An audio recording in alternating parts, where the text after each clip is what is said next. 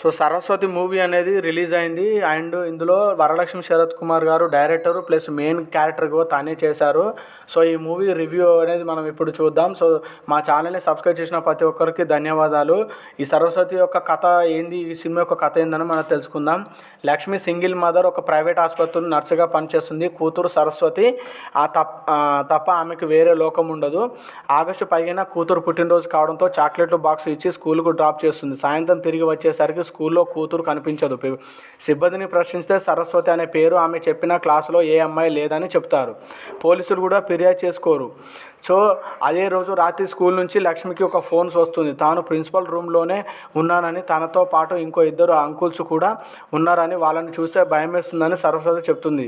లక్ష్మి అక్కడికి వెళ్ళి చూడగా కూతురు అత్యాచారానికి గురై చనిపోతుంది. అదే రాత్రి కూతురు శవాన్ని శ్మశానంలో పాతిపెట్టి ఉదయం పోలీసులకు ఫిర్యాదు చేస్తుంది. సో అయితే సిఐ కృష్ణారెడ్డి మాత్రం సాక్ష్యం ఉంటేనే కేసు ఫైల్ చేస్తానంటూ శవం కోసం లక్ష్మి చెప్పిన ప్రదేశాన్ని తవ్వి చూస్తారు. కానీ అక్కడ పాప శవం లభించదు. ఆ సాక్ష్యాలు లేవని పోలీసులు కేసు నమోదు చేయరు. దీంతో లక్ష్మి కోర్టుకు ఆశ్రయిస్తుంది. న్యాయవాది రామానుజం ఆమెకు తోడుగా నిలుస్తారు. ఎలాంటి సాక్ష్యాలు లేని ఈ కేసులో రామానుజం విజయం సాధించాడా? అసలు లక్ష్మి ఎవరు? ఆమెకు జరిగిన అన్యాయం ఏంటి? సరస్వతిపై అత్యాచారానికి పాల్పడింది ఎవరు? పాఠశాల యాజమాన్యం వారికి ఎందుకు తోడుగా నిలిచింది? కేసు విచారణ క్రమంలో రామానుజానికి తెలిసిన అసలు నిజాలు ఏంటి? కథలో ప్రియమణి కిషోర్ల పాత్ర ఏమిటి అనేది తెలియాలంటే సరస్వతి అనే మూవీ చూడాల్సిందే డెఫినెట్గా. ఎందుకంటే వరలక్ష్మి శరత్ కుమార్ గారు ఎంత పెద్ద యాక్టరో మనందరికీ తెలిసిందే. తమిళ అండ్ తెలుగు ఎక్కడ కూడా తనకు డోకలేని ఒక పవర్ఫుల్ యాక్టర్ తను. సో ఇదొక సైకలాజికల్ థ్రిల్లర్ మూవీ అని చెప్పొచ్చు. ఇలాంటి సినిమాలో థ్రిల్ ఎలిమెంట్స్తో పాటు ట్విస్టులు కూడా ఊహించని విధంగా ఉండాలి. సో అప్పుడే సినిమా రక్తి కట్టిస్తుంది. కానీ సరస్వతిలో అది కూడా రెట్టింపుగా ఉందని చెప్పవచ్చు. సినిమా ప్రారంభమైన కాసేపటికి పాపను సంబంధించిన ఒక ట్విస్ట్ చెప్పడం అండ్ అదొకటే కాదు, సైకలాజికల్ థ్రిల్లర్స్ రెగ్యులర్గా చూసే వాళ్ళకి సినిమాలోని ప్రతి ట్విస్టు ఊహ అందకుండా ఉంటుంది. అలాగే కథ నేపథ్యం కూడా వరలక్ష్మి నటించిన శబరి, ఇటీవల వచ్చిన త్రిబర్నర్ బార్బరిక్తో పాటు పలు పాత చిత్రాల్లో గుర్తుకు తెస్తుంది. ఆయన కూడా తల్లి కూతుళ్ళ ఎమోషన్స్ మాత్రం కాస్త భావోద్వేగానికి గురి చేయడం జరుగుతుంది. తల్లి కూతుళ్ళ బాండింగ్ తెలియజేసే పాటలో సినిమా ప్రారంభమవుతుంది. పాపను స్కూల్లోనే డ్రాప్ చేయడం, ఆ సాయంత్రానికి కనిపించకుండా పోవడం, అక్కడ లక్ష్మి చేసే హడావుడి అంతా ఆసక్తికరంగా ఉంటుంది. అయితే ఎలాంటి సాక్ష్యాలు కనిపించకుండా పోవడంతో అసలు పాప ఉందా లేదా ఆసక్తి ప్రేక్షకుల్లో మొదలవుతుంది. కానీ కాసేపటిగా ఆసక్తి కాస్త ట్విస్టుల మీద ట్విస్టులు ఇవ్వడం ఆయన ట్విస్టుతో పాటు కథనం మొత్తం ఊహ అందకుండా ఉంటుంది. ప్రకాష్ రాజు పాత్ర రంగంలోకి దిగిన తర్వాత మళ్ళీ కథపై సూపర్గా ట్విస్ట్ వస్తుంది. కోర్టులో విచారణ సన్నివేశాలు అండ్ లక్ష్మి నేపథ్యం, ఆమెకు జరిగిన అన్యాయం ఇవన్నీ కాస్త ఆసక్తికరంగా కనిపిస్తాయి. అయితే ఇంటర్వెల్ తర్వాత మొత్తం ఊహకు అందదు. కమర్షియల్గా ఈ మేరకు సూపర్గా ఈ సినిమా మొత్తం ఇచ్చే సందేశం సూపర్ అని చెప్పొచ్చు. వరలక్ష్మి నటన గురించి ప్రత్యేకంగా చెప్పనక్కర్లేదు. ఏ పాత్రలో అయినా జీవించేస్తుంది. లక్ష్మి పాత్రలో కూడా ఆమె చక్కగా నటించింది. నిజాయితీ గల న్యాయవాది రామానుజంగా ప్రకాష్ రాజు బాగా నటించారు. అయితే కోర్టు రూమ్లో డ్రామా సన్నివేశాలు మాత్రం అంతా రక్తి కట్టించాయి. సో ప్రియమణి కిషోర్ పాత్రలు తెరపై కనిపించేది చాలా తక్కువ అయినా కానీ ఇరగదీశారని చెప్పొచ్చు.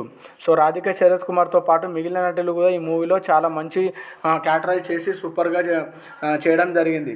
సో సరస్వతి మూవీ చూసే వాళ్ళకి మాత్రం ఒక మంచి క్యూరియాసిటీ క్రియేట్ చేస్తే డెఫినెట్గా 100% మూవీని ఒక మంచి అదని చెప్పొచ్చు.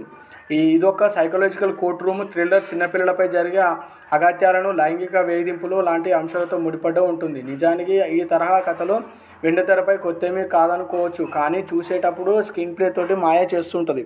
సో సరస్వతి మూవీ కూడా అలాంటిదని చెప్పవచ్చు.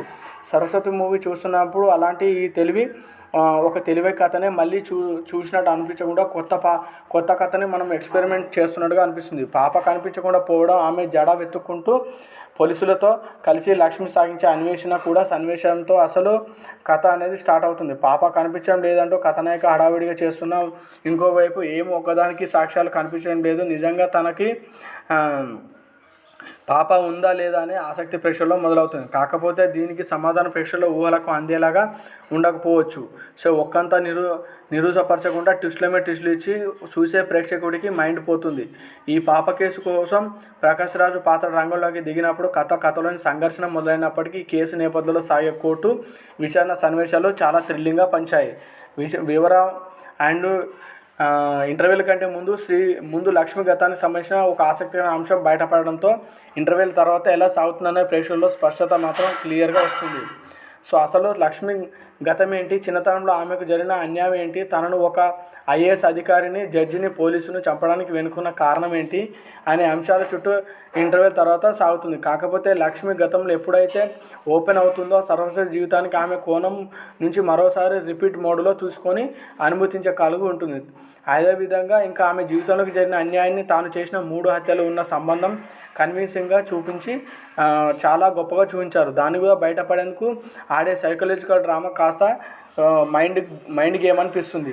అదేవిధంగా ప్రీ క్లైమాక్స్లో నడిచే కోర్టు రూమ్ డ్రామా మాత్రం భావోద్వేగానికి సాగే పథక ఘట్టాలు మాత్రం సూపర్గా అనిపిస్తాయి. అదేవిధంగా వరలక్ష్మి నటిగా తనదైన విలక్షణ నటనతో ప్రేక్షకులను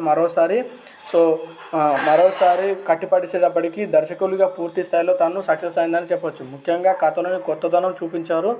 స్క్రీన్ ప్లే ఊహలకు అందేలాగా ఉండడం, ప్రధాన లోపం లేకుండా కోర్టు రూమ్ డ్రామా సన్నివేశాలు అక్కడక్కడ